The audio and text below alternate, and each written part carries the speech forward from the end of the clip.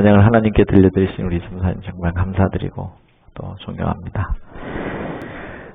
우리 멀리 타주에 갔다 오신 분도 계시고, 지난번에 전화했더니 저기 북쪽까지 올라갔다 오고 계신 분도 계시고, 전화했더니 아파서 끙끙 싸매고 누워겠던 분도 계시고, 그 다음에 무슨 소식인지 몰랐더니 병원에 와서 또 대수술까지는 아니지만 그래도 수술까지 하고 오신 분도 계시고, 다양한 한 주가 또 지났습니다. 또 지금도 그렇습니다. 한국 나가 계신 분도 여러 분 계시고, 저기 뉴욕에 가 계신 분도 계시고, 여름 이제 한 6월쯤부터는 이동이 굉장히 많습니다.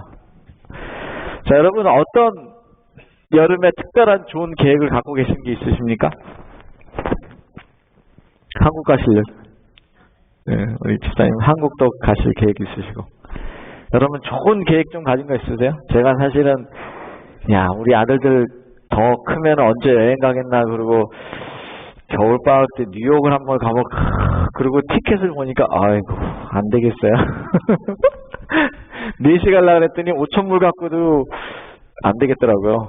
한 3박 4일 가려면 호텔비랑 비행기랑 렌트랑 다 해가지고 밥 먹고 오려면 5,000불 갖고도 안 되겠더라고요. 그래서 기법했어요. 이게 하다가, 이 사람이 어떻게 생각하니까 좀 마음 먹은 대로 되면 다는 아니어도 이 정도는 괜찮지 않을까 생각을 했더니, 안 괜찮더라고요. 그러니까 생각보다 내 생각대로 되는 일이 별로 없는 것 같아요. 제가 보니까. 모르겠습니다. 여러분, 생각만큼 여러분 마음대로 잘 되시는지 모르겠는데. 잘 안 돼요? 오늘 제목이 하나님의 계획이라고 하는 제목입니다. 창세기 23번째 시간이고요. 제가 전에도 설교를 쭉 올려놓긴 했었는데, 어제 무심히 제가 올려놓은 설교들을 이렇게 쭉 유튜브에 있는 걸 이렇게 쭉 보니까 조금 더 많이 기도해야 되겠다 생각이 들더라고요. 어떤 거 많이 제 설교를 보신 건 누가 그렇게 봤는지 모르겠지만 100개, 200개, 300개까지 본 사람들이 있어요. 그래서 이거 기도를 더 많이 해야 되겠구나 하는 생각이 들기도 하고, 그렇습니다. 그리고 창세기는 제가 지금 1번부터 23번까지 하나도 빼놓지 않고 올렸습니다. 이번에 또 완주를 얼마 안 남았지만 다 해보려고 해요. 그러면 아마 창세기는 처음부터 끝까지 다 강의를 한 번은 한 개 유튜브에 다 올라가지 않을까 하는 생각을 합니다. 자, 23번째 하나님의 계획입니다. 요게 뭐죠? 총알 같아요? 뭐같이 생겼습니까? 네. 요즘으로 말하면 그렇게 말해요. 근데 옛날엔 요걸 뭐라고 말했는지 아세요? 이런 말 들어보셨어요? 이런 말 들어보셨어요? 왜 천리경인지 아십니까? 천리를 볼 수 있다는 거예요. 천리를. 얼마나 멀리 볼 수 있었으면 이름을 천리경이라고 지었을까요? 옛날에는 이게 굉장히 신기했던 거죠. 그런데 이거 요새 천리경이 신기합니까? 야구장만 가도 다 하나씩 갖고 이렇게 있고, 저 그리피스 팍만 올라가도 쿼러 하나 집어넣으면 다 타운까지 다 보이고, 그죠? 신기하지 않습니다. 이런 거 말고 요즘에는 어떤 천리경이 필요하냐면 요런 천리경이 필요해요. 그냥 육안으로 볼 수 있는 천리경이 아니라 눈으로는 보이지 않는 것을 보는 천리경. 무슨 말인지 아세요? 눈으로는 보이지 않는 것을 보는 천리경이 필요해. 영적인 것도 좋습니다. 근데 영적인 거는 보이면 좀 두렵겠죠. 만약에 제가 우리 캐럴 권사님 영적인 걸 다 보면 그게 그렇게 좋은 것 같지 않아요? 그렇게 생각해보니까. 그런 것도 있지만, 이런 천리경이 뭐냐면, 대부분 사람들이 보이지 않는, 좀 어떻게 재테크도 좀 하고, 어디서 땅을 사놓으면 좀 많이 오를까, 뭘 좀 어떻게 하면 좀 돈을 많이 벌까, 이런 보이지 않는 것을 보는 천리경. 그래서 요즘에는 어떤 게 유행하는 시대냐면, 정보를 통해서 봐요. 정보. 여기 지금 빅 데이터라는 말이 있는데, 빅 데이터, 큰 정보라는 말인데, 이런 큰 정보를 어디서 잘 수집을 하면 돈을 벌 수도 있을지 모르죠. 또 돈을 버는 것뿐 아니라 뭔가 일이 좀 잘 풀릴지도 모르죠. 계획대로 술술술 잘 될지도 모르죠. 그러니까 무언가를 잘 알고 있으면 그렇게 되기도 하겠죠. 그래서 국회의원들이나 그 다음에 시의원들이나 이런 분들은 자기가 미리 얻는 정보를 이용해서 투자를 하고 하는 것이 불법인 거 아시죠? 그렇게 해가지고 땅을 사고 투기하고 돈 많이 벌잖아요. 어디에 개발이 될 걸 알면 미리 알고는 그냥 개발되기 전에 다 뒤질러가지고 사놔요. 왜? 그렇게 해놓고 법을 딱 통과시키면 값이 올라요, 안 올라요? 오르죠. 이거는 이제 뭐죠? 뭐 자기가 뭐 매니플레이트 하는 건 아니지만 이렇게 맘대로 막 조정하는 건 아니지만 그런 정보를 활용해서 돈을 버는 사람들도 있어요. 뭐 많습니다. 이렇게 정보가 힘이에요. 그런데 이게 아무나 되는 건 아닙니다. 내가 뭔가를 미리 알고 있으면 뭔가를 계획을 세우는데 도움이 될까요? 당연히 도움이 되죠. 모르면 아무것도 계획을 세울 수가 없습니다. 제가 아까 서두에 말씀드렸는데 뉴욕에 가고 싶으면 뉴욕에 가는 정보가 있어야 돼요. 비행기 티켓 값은 얼마, 호텔 값은 얼마, 렌트비는 얼마, 그 다음에 거기 뭐 밥을 먹으려면 얼만큼이 좋고. 그래서 제가 고민이 뉴욕에 있는 한 집사님한테 부탁을 해서 3일만 좀 자자 그럴까? 차는 좀 빌려달라 그럴까? 그럼 겨우겨우 좀 싼 비행기 타고 가면 뉴저지에서 왔다 갔다 하면 괜찮은데 뭐 별 생각을 다 하는 거죠. 정보가 있으면 계획이 달라진다는 거예요. 사람들의 예측보다 뭐가 더 정확한 시대가 됐냐면 컴퓨터가 더 정확한 시대가 됐죠. 사람이 예측하는 일을 잘 하지 않아요. 옛날에는 사람한테 가서 앞일을 물어봤는데 요즘에는 점도 누가 봐줘요? 컴퓨터가 봐줘. 왜냐? 점도요. 뭐 주작이니 뭐 이런 거 다 데이터예요. 데이터를 넣어가지고 하는 거예요. 컴퓨터가 예측해주는 시대. 그래서 그 정보를 좋은 정보를 얻기 위해서 앉아서 컴퓨터 앞에서 앉아서 오랫동안 씨름을 하면 좀 싸고 좋고 저렴한 걸 찾아냅니까? 그럼 내 계획이 달라질 수도 있는 거죠. 뭐 이런 시대에 우리가 살고 있다는 것입니다. 요셉이 형님들을 만난 얘기까지 제가 지난주에 들었습니다. 자, 오늘 형님들을 만난 이야기입니다. 첫 번째, 생명을 보존하신 하나님. 창세기 45장 7절에 보면 오늘 주제 성경 구절이니까 한번 읽어봅시다. 자, 하나님이 시작. 하나님이 큰 구원으로 당신들의 생명을 보존하고 당신들의 후손을 세상에 두시려고 나를 당신들보다 먼저 몇 년 만에 만났다고요? 자, 요셉이 18쯤으로 계산해 봅시다. 30에 총리가 됐으니까 12년 플러스 풍년이 7년, 흉년이 7년. 그러니까 최소하면 14년 플러스 12년. 그러면 26년 플러스 알파겠죠. 조금 버텼을지 모르니까. 그러니까 최소한 26년 후에 만난 거예요. 형들이 생각에 요셉이 죽었을 거라고 생각했을 수도 있죠. 야, 그 노예로 팔려가가지고 살아나 있겠냐. 그렇게 생각을 했을지 모르죠. 야, 요셉이 살아있어서 어떻게 했으면 집으로 돌아오지 않았겠어? 아마 제 생각에는요. 형들이 지난주에 말씀드렸죠. 우리 요셉이 형들이 하는 얘기를 듣고 야, 그때 요셉을 팔지 말 걸 그랬어. 우리 하나님한테 벌 받나봐. 뭐 이런 얘기를 할 때 히브리 말을 다 이해하고는 요셉이 가서 뒤에 가서 울었다 그랬잖아요. 이게 왜 형들이 그럴 수 있었냐면 노예로 팔아놓고는 마음이 편했을까 안 편했을까? 근데 제일 불편한 게 뭔지 아세요? 요셉이 뭐 양쌤도 그렇죠. 요셉이 돌아올까봐. 죽은 거예요, 안 죽은 거예요? 죽은 게 아니잖아요. 요셉이 죽은 게 아니고 노예로 파는 거잖아. 그러면 요셉이 탈출을 해가지고 도망을 와가지고 아버지 집까지 왔어. 그런데 이게 노예였기 때문에 잡힐 수도 있었겠지만 어쨌든 탈출해가지고 집까지 도망오면 아, 아버지가 기꺼이 그 노예값 물어주겠죠? 그렇겠죠? 그러면 가만히 형들이 생각해보니까 요셉이 죽은 것보다 더 무서운 게 뭐예요, 지금? 사실 제가 잘 생각을 해보니까 내가 형들이었다면 제일 겁나는 건 요셉이 돌아오는 거야. 차라리 죽었으면 그냥 죽었다고 얘기했으니까 묻혀지고 마는데 이게 돌아오면 큰일이라. 그래서 형들은 아마도 그 26년 동안 조마조마 물론 시간이 좀 지나면서 무뎌졌겠죠. 하지만 요셉을 판 초기에는 한 1년, 2년, 3년, 몇 년은 굉장히 조마조마하며 살았을 것 같아. 야, 이거 요셉이 돌아오는 거 아니야?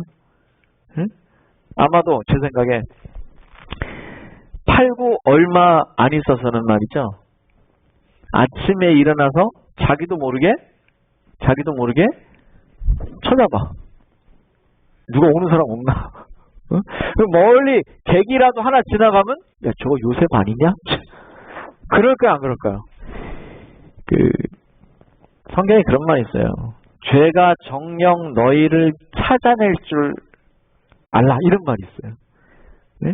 도둑이 재발 저지는 거죠. 그래가지고 굉장히 마음이 아파서 형들이 26년 동안 그걸 마음에 간직하고 있었기 때문에 그 고스란히 요셉 앞에서 표현했어요. 그랬을 때 요셉이 이렇게 말한 거예요. 하나님이 큰 구원으로 당신들의 생명을 보존하고 당신들의 후손을 세상에 두시려고 나를 먼저 보내셨습니다 라고 얘기를 한 거예요. 책 제목에 이런 게 있어요. 우연과 필연. 우연이라는 낱말과 필연이라는 낱말을 아주 잘 설명하는 한 그림이 있어요. 여러분 저 이해하실지 모르겠는데 이 그림이에요. 이 그림은 우연이라는 낱말과 필연이라는 낱말을 잘 설명한 그림이에요. 자, 우연이라는 낱말은 어디에서 나오는 건가? 진화론에서 나오는 거예요. 여러분 그 진화론이 굉장히 저도 이제 뭐 학교에서 물리학을 배우고 이렇게 하면서 보니까 굉장히 조직적이고 체계적이고 막 그럴듯하고 정말 확실하고 과학적인 학문 같지만 결정적인 것은 우연이어야 돼요. 제가 또 수소수에 대한 얘기가 하도 많습니다. 수소수. 근데 아직도 선전이 대부분은 뭐 효과적이다. 어? 그러나 그 수소수를요, 왜 수소수가 효능이 없을 수밖에 없는지를 일목요연하게 1, 2, 3, 4 해가지고 아주 과학적으로, 화학적으로, 물리학적으로 검증을 딱 해낸 글들이 많습니다. 근데 그런 글들은 찾으려면 굉장히 힘들어요. 힘들고 수소수를 선전하는 거는 그냥 everywhere 있어요. 그냥 아무 데나 가면. 근데 진짜 그럴듯하단 말이죠. 그런데 말이죠. 이 똑같이 그 우연이 결정적인 것, 아주 뭐 굉장히 과학적인 것 같이 설명해도 결정적인 것은 우연이 돼야 돼요. 진화론은. 네? 여러분 죽었다 깨어나도 해결이 안 되는 게 뭔지 아세요? 빅뱅입니다. 빅뱅. 물리학에서. 여러분 뭐 관심도 없으시고 뭐 저 얘기 많이 들어봐야 골치 아픈 얘기일 텐데 빅뱅이 어떻게 일어날 수 있어요? 바늘끝만큼 아주 작은 그런 곳에 에너지가 응집돼 있다가 빵 터지면서 빅뱅이 일어나는데 이게 이제 우주 물리학이에요. 일어나는데 그렇게 빵 터져가지고 터졌는데 빅뱅 큰 폭발이 있었는데 그 폭발로 인해서 기가 막히게 태양, 수, 금, 지, 화, 목토, 천해명 이렇게 쫙 배열이 됐고 그 결과로 기가 막히게 네? 적당한 거리를 유지하면서 얘네들이 돌고 있고 그걸 다 어떻게밖에 설명 못하냐? 결론적으로 말하면 아주 핵심적인 데 가면 우연이에요. 진화론은. 그런데 창조론은 뭘 설명해요? 필연이에요. 필연. 필자는 반드시 필자죠. 반드시 어떤 게 있어요. 성경은 지구가 창조되는 것이 어떠했다라고 얘기하지 않아요. 그냥 창조하는 것이 이랬다라고 얘기해요. 하나님이 계셨다 그렇게 말해요. 하나님이 누군지 물리학적으로 설명하지 않아요. 그래서 우연과 필연을 얘기하면 이 필연이라는 말을 다른 말로 저는 섭리라는 말로 좀 표현을 하고 싶어요. 섭리. 이렇게 표현을 하고 싶어요. 자, 여기 보존하다라는 말이 45장 7절에 나오는데 하나님이 당신들의 생명을 보존하셨습니다. 이렇게 나오는데 이 말은 놓다, 고려하다, 보존하다, 설정하다, 특별히 봉사하게 하다라는 뜻을 가지고 있어요. 이 보존하다라는 말 속에 그러니까 당신들의 생명이 그냥 살도록 놔둔 것이 아니라는 겁니다. 여러분 이런 말들을 가만히 보면 가끔 제가 이제 강해를 사실 완전히 고리타분하게 그 글자만 갖고 강해를 하면 여러분이 또 재미없을 것 같아서 그렇게는 제가 또 못하지만 가끔 이렇게 글을 올려놓는 이유는 이 깊은 의미가 한국말로 성경으로 오면 잘 안 보여서 그래요. 여기 봉사하다 원래 그 표현 수동 표현이기 때문에 봉사하게 하셨다, 보존하게 하셨다는 말은 당신들의 생명을 통하여 뭔가를 봉사하게 하셨다는 거예요. 이게 창세기 45장의 이야기입니다. 그런데 여기 보니까 이런 말이 나와요. 그러나 우리에게는 한 하나님 곧 아버지가 계시니 만물이 그에게서 났고 우리도 그를 위하여 있고 또한 여기 보시면 이제 여호와 증인들이 싫어할 말이 하나 있습니다. 여호와 증인들이 아주 싫어할 말이 있어요. 주 예수 그리스도께서 계시니 만물이 그로 말미암고 그 말은 예수님이 뭘 하셨다는 거예요? 창조를 하셨다는 거죠. 우리도 그로 말미암았느니라 이 말은 우리도 누가 만들었다는 거예요? 예수님이 만들었다는 말이에요. 그래서 이런 말을 단어를 바꿔놨어요. 이대로 하면 예수님이 창조주가 되기 때문에 그분들이 바꿔놨어요.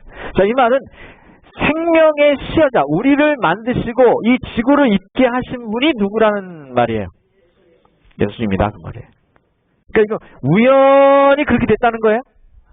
아니라는 거죠. 아니라는 거예요. 또 보세요.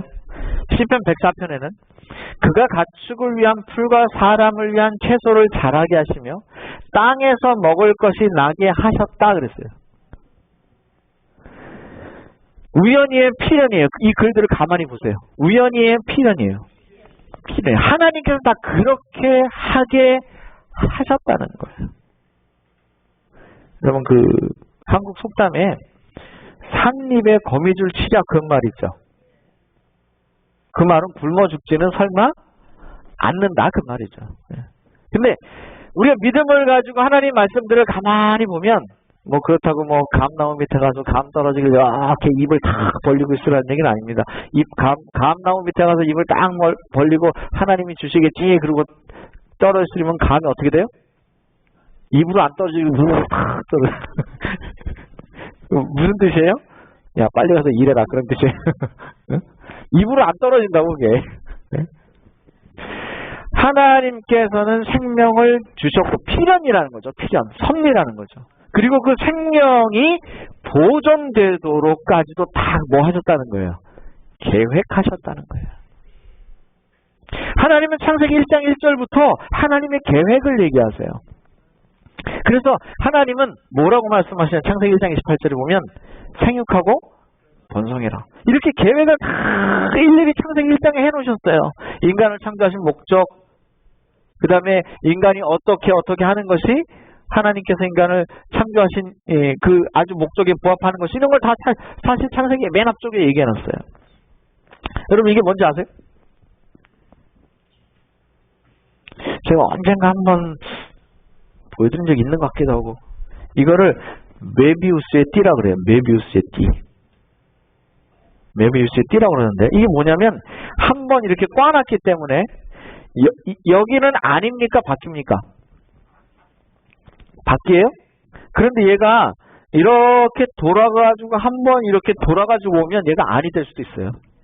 그러니까 이 메비우스 띠는 안이 될 수도 있고 바퀴 될 수도 있어요. 제가 좀 더 이해하기 쉽게 좀 설명을 드리면 자, 이 사람은 올라가고 있습니까? 내려가고 있습니까? 잘 보세요. 그림을. 이 사람은 올라가고 있는 것 같아요? 확실해요? 어떻게 보면 올라가고 있는 것 같고 어떻게 보면 내려가고 있는 것 같고 그러지 않으세요? 올라가고 있는 것 같으세요? 그러면 저 끝에 있는 사람 올라가고 있는 것 같으세요? 그러면 어떻게 보면 올라가고 있고 어떻게 보면 내려가고 있어요. 이제 이런 게 메비우스의 띠예요. 올라가는 것 같기도 하고 내려가는 것 같기도 하고 시작도 끝도 없죠. 이런 거예요. 근데 하나님은 이렇게 하지 않으셨어. 이런 게 아니라 시작도 있고 그걸 잘 보존하셨고 끝도 있어. 이렇게 밑도 끝도 없는 게 아니에요. 이거는 끊임없이 그냥 도는 거예요. 여기 들어가면 계속 뺑글뺑글 돌기만 하죠. 이 메비우스 띠가 뭐냐면 뺑글뺑글 돌기만 하고 끝도 없는 거예요. 시작도 없고 끝도 없어. 그런 게 아니라 이거는 계획이라는 게 없어요. 근데 하나님은 시작이 있으시고 시여하셨고 그 생명을 보존하셨어요. 그러면 그만한 이유가 있을까요? 이유가 있다는 거예요. 여기 창세기 45장에는 우리가 방금 읽은 말씀에는 왜 그렇게 하셨다 그러냐면 후손을 위하여라는 말을 사용하셨어요. 자, 봅시다. 다시 읽어볼까요? 하나님이 큰 구원으로 당신들의 생명을 보존하고 당신들의 후손을 세상에 두시려고 나를 당신들보다 먼저 보내셨다. 그러니까 당신들의 생명을 보존하고 당신들의 후손을 세상에 두시려고 이 두 가지 말을 썼다는 거죠. 자, 봅시다. 후손이라는 말은요, 참 재밌는 말이에요. 후손이라는 말이 오늘 우리 과정공부 시간에 김승혜표에 관한 얘기를 좀 했는데 이제 그 전후에 이제 앞으로 남은 자에 관한 설명이 아마 나오게 될 겁니다. 그런데 이 후손이라는 낱말의 히브리어 원래 뜻이 남아있다 이런 뜻이 들어있어요. 또 따로 있다라는 말도 있고 혹은 이 스마냐에는 아예 이 후손이라는 낱말이 뭐라고 번역되어 있냐면 똑같은 단어가 남은 자라고 번역이 되어 있어요. 그러니까 하나님은 당신들의 생명을 보존하시고 사람들을 남게 하셨다 그 말이에요. 자, 스마냐 2장에 보면 그 지경은 유다 족속의 남은 자에게로 돌아갈지라. 이 남은 자가 뭐냐면 후손이에요. 유다 민족의 후손에게 돌아갈 것이다 그 말이에요. 그들이 거기서 양떼를 먹이고 저녁에는 아스글론 집들에 누우리니 이는 그들이 하나님 여호와가 그들을 보살피사 그들이 사로잡힘을 돌이킬 것임이니라. 이 말은 스바냐가 유다 족속의 남은 자에게 그 땅이 돌아갈 것이다 하고 말하는 축복이고 예언이에요. 또 여기 미가에 보면 야곱의 남은 자라고 표현을 했어요.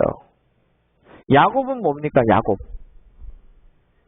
여기서 야곱은 이스라엘입니다. 지금 미가서까지 야곱이 살아있는 건 아니잖아요. 그죠? 그러니까 신약 성경에 구약 성경에 등장하는 야곱이 죽은 다음에 대부분 야곱은 실제 한 사람을 가리키는 것보다는 이스라엘 백성들을 가리킬 때가 많습니다.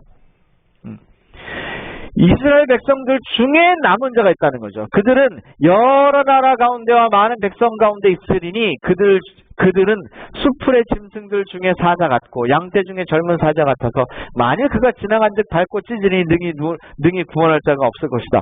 그렇게 하나님께서 그렇게 하실 거다 그렇게 얘기했어요. 그러니까 여기도 말하면 야곱의 남은 자, 야곱의 후손이라고 하는 표현이죠. 또 로마서 9장에 보면 이 남은 자에 관한 얘기를 이렇게 표현했어요. 이사야가 이스라엘에 관하여 외치되 이스라엘 자손들의 수가 비록 바다와 모래같이 지라도 누구만 구원 얻으리라? 남은 자만 구원 얻으리라. 그러니까 누구의 후손? 그런데 이 후손 그러니까 하나 생각나는 단어가 없어요. 창세기 3장 15절에 보면 누구의 후손이 나와요?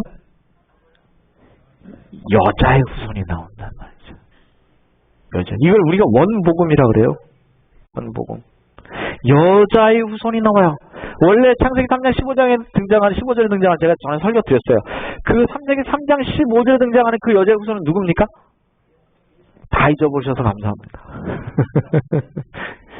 그거는 예수님이에요. 예수님. 그런데 그 여자의 후손이 작게는 예수님이지만 크게는 누구를 가리켜요? 이스라엘의 남은 자를 가리키는 거예요. 응? 그들이 구원을 받을 거라는 거예요. 그런 얘기입니다. 그래서 여기 남은 혹은 남겨진이라는 말을 표현을 쓰고 있는데 이것은 누구에게 사용되냐면 구약에서는 후손들에게 썼다는 거예요. 근데 아무 후손들에게나 쓴 건 아니죠. 아무 후손들에게 쓴 게 아니에요. 하나님을 신실하게 믿고 하나님 앞에서 구원받을 하나님의 백성들, 뭐 그런 정도가 될 수 있다는 거예요. 자, 그래서 창세기 45장 7절을 보니까 거기 뭐가 나와 있냐면 남은 자들을 위한 사명이 하나 있는 것 같아. 그게 뭐냐? 이게 보니까 후손을 보존하시려고 했다는 거예요. 이게 중요합니까? 옛날에 조선시대는 참 희한한 게 있었어요. 조선시대는 제가 볼 때는 여자들한테는 굉장히 불리한 시대였어요. 여자분들이.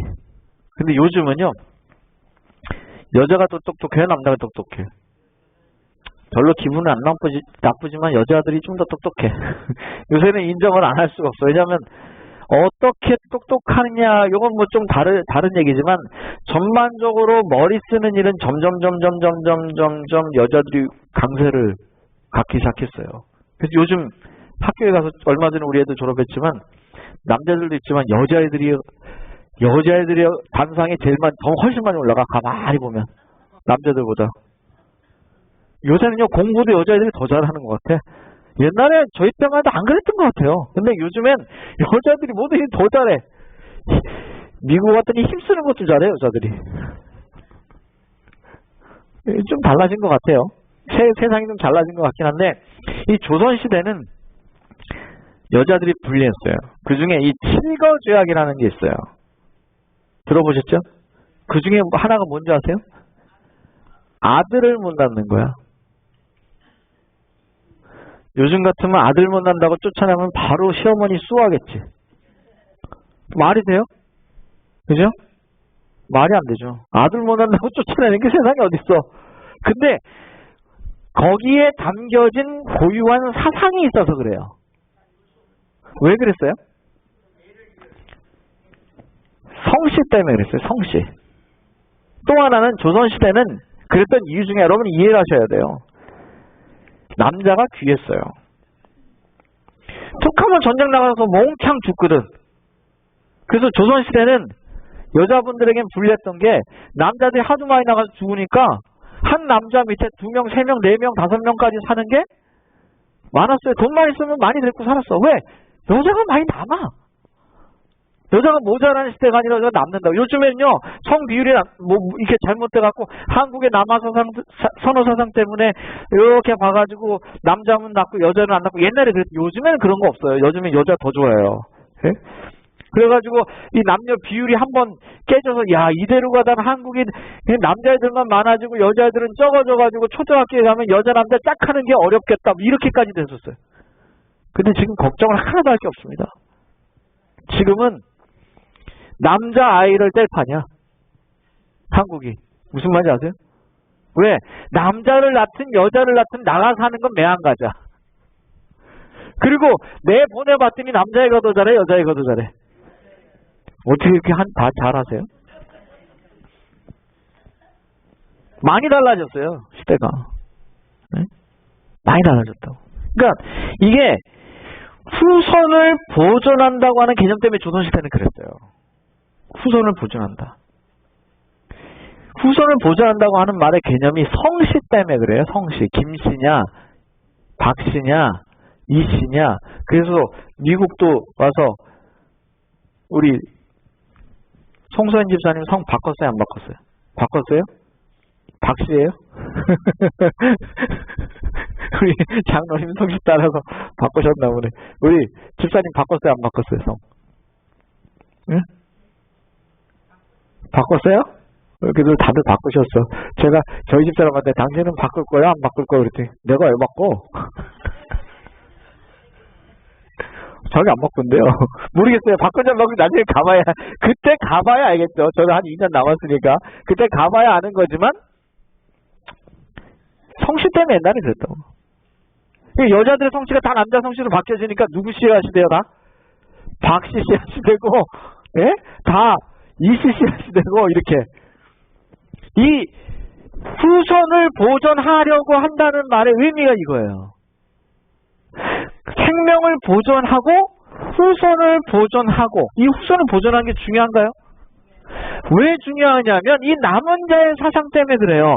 성경에서 남은 자의 중요한 사상은 뭐냐면, 성경에 남은 자 많이 나오는데 이 남은 자의 사상 중에 핵심은 뭐냐면 하나님께서 주신 핵심 진리, 가치, 변화되지 않는 것.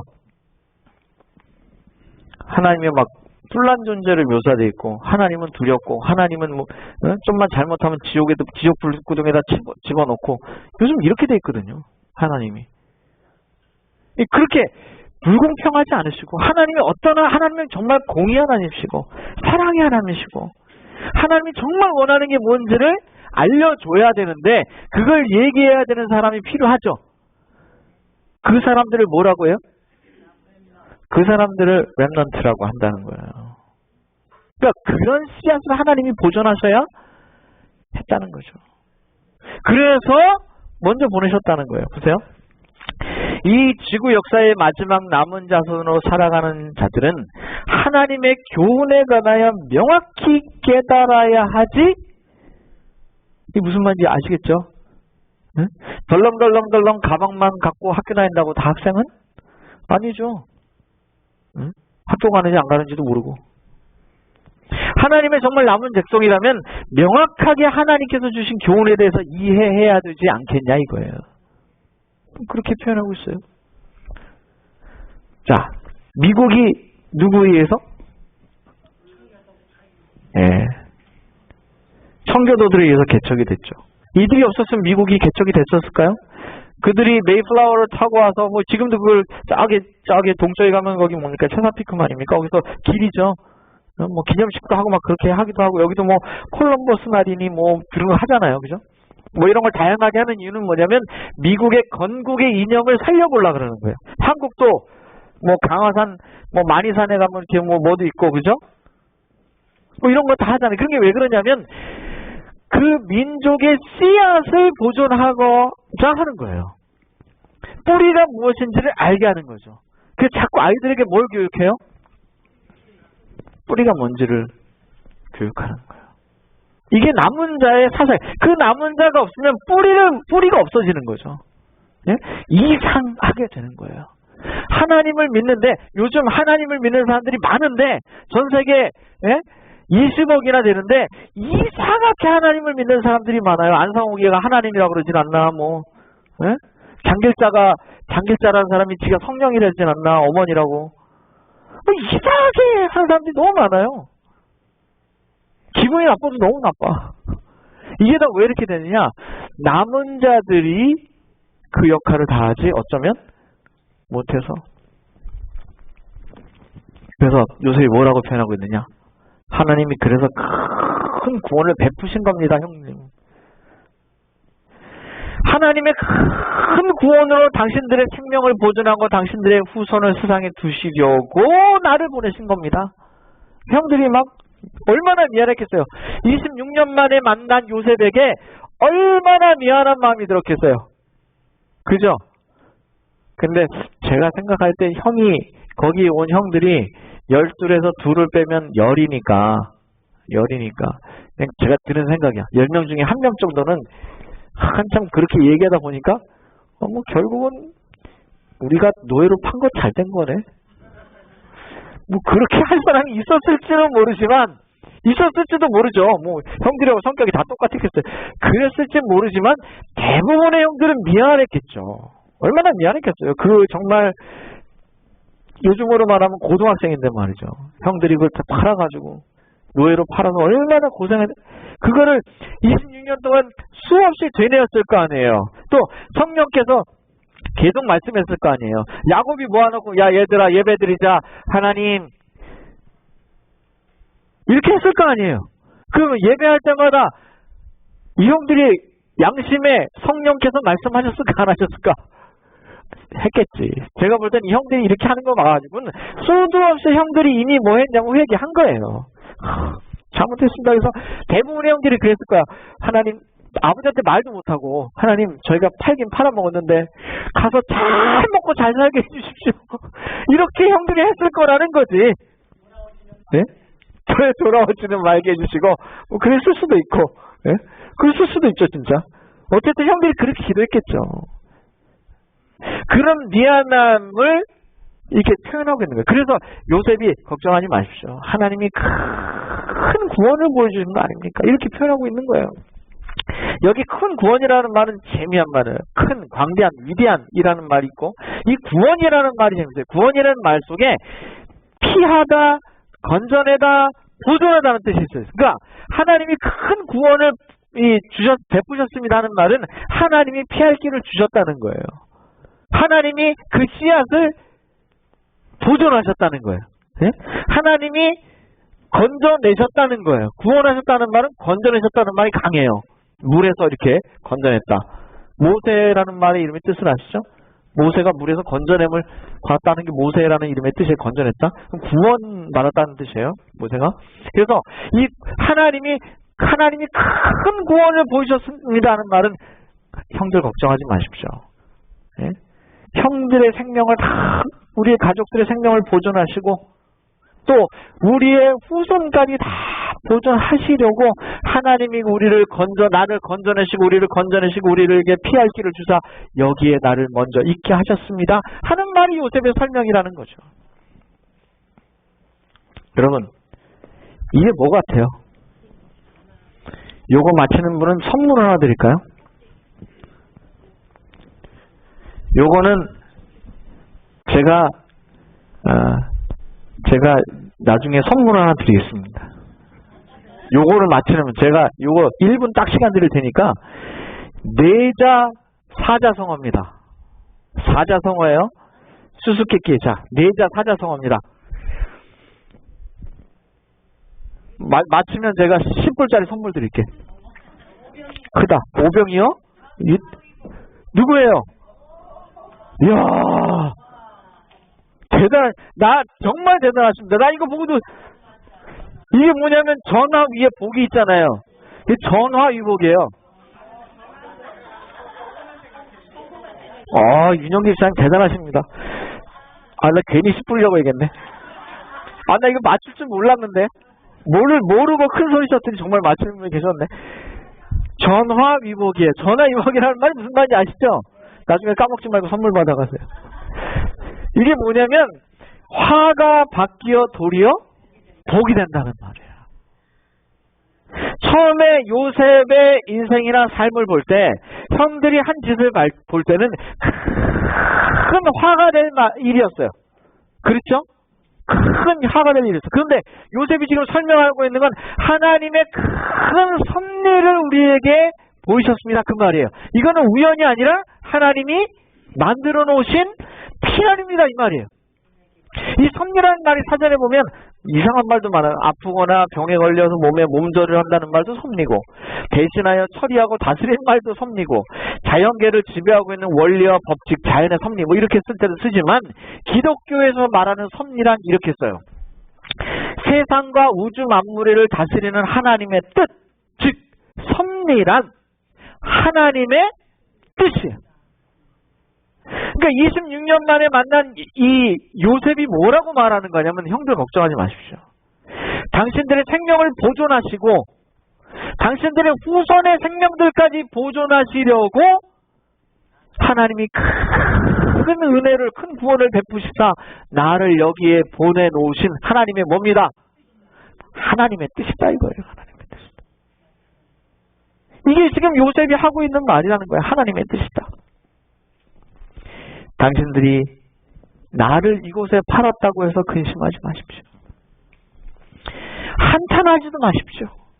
하나님이 생명을 구원하시려고 나를 당신들보다 먼저 보내셨습니다. 2절 앞서서 이렇게 이미 얘기했다고. 생명을 구원하시려고 나를 보내신 거라 이거예요. 요셉이 26년을 쭉 살아보니까 처음에 원망도 하고 이게 웬일인가 내가 하나님 뭐 잘못한 것도 없는데 이게 뭔 일입니까? 그랬겠죠. 아니 내가 잘해보려고 그랬는데 왜 내가 노예로 온 것도 억울해 죽겠는데 왜 감옥까지 가냐니까? 그럴 수도 있겠죠. 아니 감옥에 가서 하나님 좀 이제 꺼내줄 만한 때 안 됐습니까? 그런데 떡 맡은 관원, 술 맡은 관원이 오길래 좀 풀려나나 했더니 웬걸? 가서 까맣게 하뭉차서 잊어버리고 오지도 않아. 그런데 그걸 다 지내고 보니까 하나님의 뜻이 있더라는 거예요. 지금 야곱에게는. 시편 105편 17절. 그가 한 사람을 앞서 보냈으며 요셉이 종으로 달렸다. 이렇게 표현했어요. 요셉을 먼저 보낸 것을 이렇게 표현했어요. 또 잠언 16장에 이렇게 표현했어요. 사람이 마음으로 자기의 길을 계획할지라도 그의 걸음을 인도하시는 여호와시니라. 사람이 안다고요? 모른다고요? 잘 모른다는 거예요. 잘 알기 어렵다는 거죠. 교회는 봉사를 위해 조직되었으므로 그 사명은 온 세상에 복음을 전하는 것이다. 제가 참 좋아하는 말이에요. 정말 좋아하는 말이에요. 이거는요. 사도행적이라고 하는 책이 있는데 사도행적이라는 책을 보면 제일 처음 말이 이거예요. 사도행전이 아니고 사도행적이라는 책이 있어요. 그 책에 보면 머릿말 다 지나가고 본론이 시작하는 첫 마디가 뭐냐? 이 말이에요. 교회가 세워진 목적이죠. 사도행적은 교회가 세워지는 얘기예요. 신약 얘기예요. 신약 얘기. 거기에 첫 단어가 뭐냐? 교회가 왜 세워졌냐면 그 사명은 복음을 전하기 위해서다 그 말이에요. 하나님이 후손을 왜 남겨놨어요? 그 씨앗을 왜 보존하실까요? 복음을 전하기 위해서요. 하나님이 교회를 왜 만드셨을까요? 복음을 전하기 위해서요. 그러면 복음이라는 건 하나님께서 주신 복음은 내가 생각하기도 복음이어야 되고 남들이 받을 때도 복음이어야 됩니까? 그래야 되죠. 네? 우리 어디 갔어요? 우리 유심 집사님 전도지 우리 김정환 집사님 또 전도지 같은 거 이렇게 돌려보면 사람들이 순순히 잘 받아요? 잘 안 받죠? 그냥 안 받기만 해도 괜찮아. 그죠? 뭐라고 한마디 하고 가죠? 네? 뭐라고 한마디 하고 가. 그리고 식복은 이게 뭐 안 보이는 데서나 버리지. 그냥 그 마켓에서 그냥 버려. 그냥 쓰레기가 온 동네 굴러다니죠. 그 좋아요 보기? 안 좋죠. 답답하죠. 네? 근데 사람들이 느끼기에도 참, 야 이거 정말 복음인데 이런 건 좋을까요? 그러면 얼마나 좋을까 하는 생각이 제가 들어요. 네? 그런데 말이죠. 잘 생각해 보세요. 여기 바둑이 있어요. 여러분 바둑 좋아하십니까? 우리 남자분들 중에 바둑 좋아하시는 분 계세요? 저는 장기는 좀 좋아하는데 바둑을 좋아하지는 않아요. 근데 아주 기본적인 것밖에 몰라요. 군대에서 조금 두고 제가 생각해보니까 오랫동안 안 뒀네요. 근데 바둑은 재밌는 게 하나 있어요. 자, 잘 보시면 여기는 바둑알이 좀 몇 개 있죠. 그리고 이 아래도 바둑알이 있어요. 얘는 왜 여기 있는 걸까요 도대체? 네? 얘는 왜 혼자 덩그러니 있는 걸까요? 아시는 분? 바둑을 둘 줄 아는 분이 없는 게 확실하군요. 별로 잘은 모르시는 것 같아요. 자, 얘가 왜 혼자 여기 있는가는 사실은 우리 같은 초보자는 정확하게는 잘 모르겠어. 그런데 바둑을 한참 더 보면 걔가 왜 거기 있는지를 알게 돼요. 결국은 얘 때문에 이쪽 집이 살아요. 무슨 말인지 아세요? 나중에 요런 상태에서는 몰라. 근데 얘 때문에 이 집이 이만큼이나 사는 아주 중요한 초석이 된단 말이죠. 그래서 이 바둑에 있어서 이 점들 있잖아요. 점이 9개인데 이 점은 굉장히 중요한 점이에요. 여기를 먼저 선점하는 게 중요해요. 그래서 바둑을 좀 하수들이 두면 고수들하고 두면 하수들은 저 점에다가 먼저 놔놔요. 그렇게 9점 다 깔고 두시는 경우도 많은데 사실 굉장히 중요한 점이에요. 이거는. 그런데 얘가 혼자 저기 있는 걸 왜 있는지도 몰라. 초보자들은. 이것과 비슷하다는 거죠. 여러분 요셉을 하나님이 먼저 보내실 때 그만한 이유가 있었습니까? 어떤 이유가 있었어요?